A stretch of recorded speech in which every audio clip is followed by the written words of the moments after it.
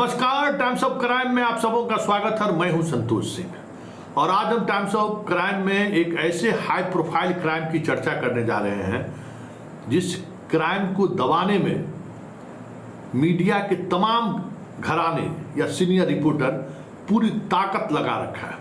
स्वाभाविक है, मामला ही कुछ ऐसा ही हाई प्रोफाइल है। वैसे जो मामला है ना, वो आज की पत्रकारिता के लिए सबसे फिट मामला है और मामला भी पूर्व मंत्री के परिवार से जुड़ा हो तो आप सोच ही सकते हैं कि उसको किस तरीके से मिर्च मसाला लगा के दिखाया जाए। लेकिन तमाम परिस्थितियों के बावजूद भी, मतलब मीडिया के लिए अनुकूल खबर होने के बावजूद भी सारा मीडिया हाउस चुप है। एक अजीब तरीके की खामोशी देखने को मिल रही है इस खबर को लेकर। ऐसे में ये खबर और महत्वपूर्ण हो गया है कि पूरी मीडिया क्यों इस खबर को छुपाना चाह रही है। हम बात मुजफ्फरपुर की उस घटना की कर रहे हैं जिस घटना के प्रकाश में आने के बाद पूरा राजनीतिक जगत में खलबली मच गई है। वैसे खलबली मचने की वजह ये नहीं है कि पूर्व मंत्री सुरेश शर्मा के पुतोहू पर एक गंभीर आरोप लगा है। खलबली इसलिए मची है कि जिस तरीके से वो शूटर को हायर करके अपने ही स्टाफ की पत्नी को हत्या की साजिश रची, उस वजह से खलबली मची हुई है कि बिहार जैसे राज्य में भी अगर इस तरीके की घटना होनी शुरू हो गई है तो वाकई में आप कह सकते हैं कि बिहार का जो वो एक सामाजिक ताना बाना था, जिस ताना बाना को लेकर किसी भी तरीके के स्टेप लेने से पहले लोग सोचते थे, वो सारा कुछ टूट चुका है। हाई प्रोफाइल जो महानगरों में जो चीज़ें होती हैं अब हमारे बिहार में भी उस तरीके से होनी शुरू हो गई है। जरा आप उस घटना के बारे में जरा तफसील से आप भी समझिए। मुजफ्फरपुर नगर के पूर्व विधायक सुरेश शर्मा बिहार सरकार के पूर्व नगर विकास मंत्री भी रहे हैं, अक्सर सुर्खियों में रहे हैं। याद होगा कि तारापीठ वाली घटना याद होगी जिसमें तेजस्वी ने उनसे सवाल किया था कि जरा उस आंटी जी के बारे में भी तो बता दीजिए कि किसके साथ तारापीठ घूमने गए थे। खैर उस वक्त भी सुरेश शर्मा एक अलग तरीके से चर्चा में आए थे, लेकिन आज चर्चा का विषय कुछ और है। उनकी पुतोहू अपने ही कर्मचारी के साथ इस तरीके के रिश्ते में घिर गई, या यूं कहें कि इस तरीके से अपने ही कर्मचारी के प्यार में दीवाना और पागलपन की हदें पार कर दी। उस कर्मचारी को पाने के लिए उसकी पत्नी के मर्डर तक के लिए सुपारी दे डाली। ये मामला का खुलासा, इस मामले का खुलासा मुजफ्फरपुर पुलिस ने किया है। हालांकि जिस दिन उस महिला पर गोली चली थी उसी दिन महिला ने पूर्व मंत्री के पुतोहू को नेम्ड एक्यूज बनाया था। हालांकि जो आप हथकड़ी में जिस अभियुक्त को देख रहे हैं गिरफ्तार होके पुलिस जिसको लेकर एसएसपी के कार्यालय में जा रहा है, वो गनीमत कहिए कि उस में एक अपराधी को कुछ ऐसी बातें देखने को मिल गई जिस वजह से वो हाई प्रोफाइल मर्डर एक सिर्फ में पुलिस इतने ही गोली चली कि वो घायल होकर रह गई। साथ में उसका एक छोटा बेटा था जिस बेटे को देखकर क्रिमिनल को थोड़ा लगा कि नहीं अभी गोली नहीं चलानी चाहिए और उसने गोली चलाने का मन बदल लिया।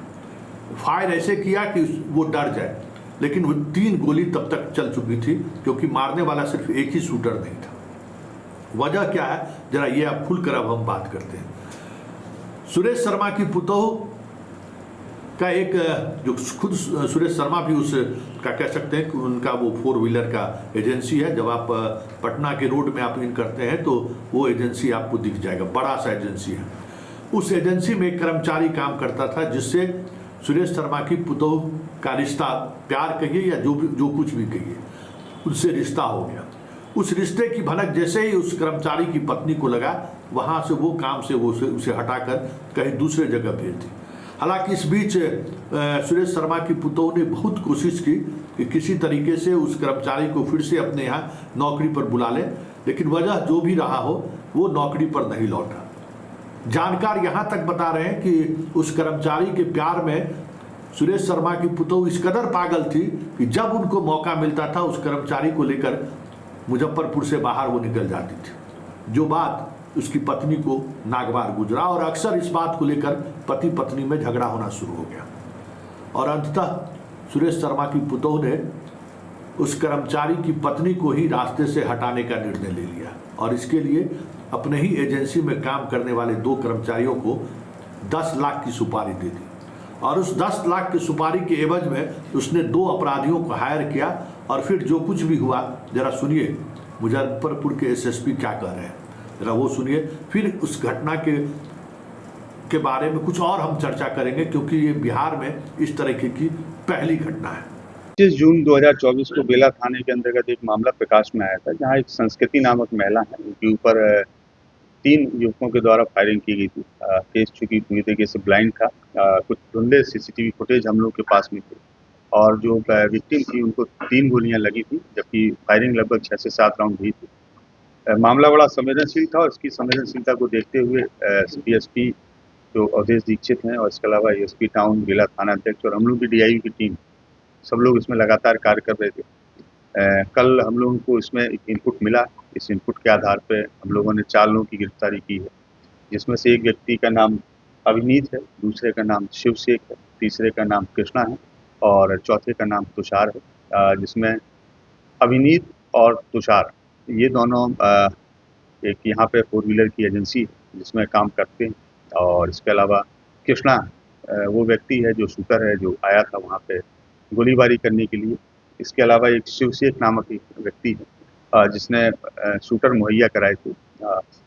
इस घटना के पीछे जो मेन वजह है वो वजह ये है कि जो पीड़िता है जिनका नाम संस्कृति, उनके जो हस्बैंड है आर्यन, उनका एक विशेष संबंध एक महिला है जिनका नाम रूपा शर्मा है उनके साथ में था। क्योंकि दोनों के बीच में एक समय पे विशेष लगाव रहा और उस लगाव की वजह से कहीं ना कहीं जो इसके मेन षड्यंत्रकर्ता है रूपा शर्मा, उनके मन में जलसी की फीलिंग जो आर्यन है उसकी पत्नी के प्रति रही और वो जलसी काफ़ी बढ़ती गई और उन्होंने कई बार कोशिश भी की इस बारे में, बट मामला सॉर्ट आउट नहीं हो पाया और इसी दौरान जो है उनके द्वारा इस घटना को प्लान किया गया। ये घटना लगभग 2 महीने पहले प्लान की गई थी। इस घटना में जो मेन रूप से जो अभिनीत है जो उस एजेंसी में काम करते हैं उनसे संपर्क किया कि कहीं ना कहीं हमको ये घटना करना है, इसके लिए हमको शूटर चाहिए। अभिनीत ने जो दूसरा अभियुक्त पकड़ाया है शिवशेख रंजन, उनसे संपर्क किया। इन दोनों ने ही मिलकर 3 शूटर का इंतजाम किया जो गोलीबारी करने यहाँ आए थे और उस घटना को अंजाम दिया गया। जो तुषार नामक व्यक्ति है जो उस एजेंसी में कार्य करता है, इसके माध्यम से पैसा पहुँचाया गया। इस पूरे घटना के लिए लगभग 10 लाख रुपये में डील हुई और अभी तक 3.5 लाख रुपये जो तुषार नामक कर्मी है उसने अभिनीत को सौंपे हैं और अभिनीत ने शूटरों को सौंपे। इस घटना में अभी तक हम लोगों ने 4 लोगों की गिरफ्तारी की है।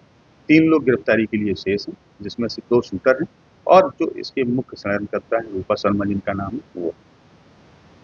तो इन लोगों का कुछ आपराधिक इतिहास है? इसमें जो शिवशेख रंजन है उनका आपराधिक इतिहास है। वो भोपाल में मध्य प्रदेश में एक बैंक लूट के केस में वो जेल गए, लगभग वहाँ साल भर जेल में रहे और अभी लगभग 5 से 6 महीने पहले वहाँ से जेल से छूट गया। रूपा शर्मा सर फरार है? वो फरार हैं, हम लोग उनकी गिरफ्तारी के लिए भी प्रयास करते हैं लेकिन अभी वो फरार हैं और हम लोगों को उम्मीद है कि शीघ्र ही उनको गिरफ्तार करके हम लोग लाएंगे, अन्यथा वो अपना आप सरेंडर करेंगे। अवैध संबंध का भी कोई मामला है? अभी तक हम लोग उस निष्कर्ष को नहीं कह सकते हैं। हाँ, विशेष संबंध और लगाव को हम लोग कह सकते हैं और आगे चल के जैसी भी अनुसंधान में हम लोग को साक्ष्य आएंगे आप लोगों को हम लोग अवगत करेंगे। इस मिशन पूरा तो आपने सुना एसएसपी ने क्या कहा। एसएसपी में सारी चीज़ें स्पष्टता के साथ सामने ला दी कि कैसे शूटर को हायर किया गया, किस तरीके से लड़की पर गोलीबारी हुई। लेकिन बड़ा सवाल ये है कि इस तरीके की घटना महानगरों में घटा करती थी। पटना, दिल्ली, पटना को तो छोड़ दीजिए, दिल्ली, मुंबई, बेंगलुरु में इस तरीके की घटना घटती थी। अब ये घटना बिहार के छोटे शहरों में भी घटनी शुरू हो गई है। क्या वाकई में बिहार का समाज बदल रहा है या इस तरीके से हदें लोग पार करने शुरू कर दिए हैं कि प्यार में ये पागलपन की किसी भी तरीके से अब हत्या तक की सुपारी देने लगी है। लेकिन बड़ा सवाल ये है कि मंत्री जी जिस तरीके से खामोश हैं, मंत्री का परिवार जिस तरीके से खामोश है, उस खामोशी ने कहीं न कहीं फिर से चीज़ों को सवालों के घेरे में कर दिया है। आखिर मंत्री के परिवार के अंदर चल क्या रहा है। वैसे मंत्री के पुतोह फरार है और उसकी गिरफ्तारी के लिए कई टीम दिल्ली और मुंबई के उनके ठिकाने पर छापेमारी कर रही है। देखिए आगे आगे होता है क्या। लेकिन इस हाई प्रोफाइल मर्डर ने मर्डर तो नहीं हुई, लेकिन इस हाई प्रोफाइल घटना ने कहीं न कहीं पुलिस के उस तमाम अनुसंधान के दिशाओं को एक नई तरीके की चीज़ें सामने लाने को मजबूर किया है, जिसको दबाने के लिए काफ़ी दबाव मुजफ्फरपुर पुलिस पर भी था।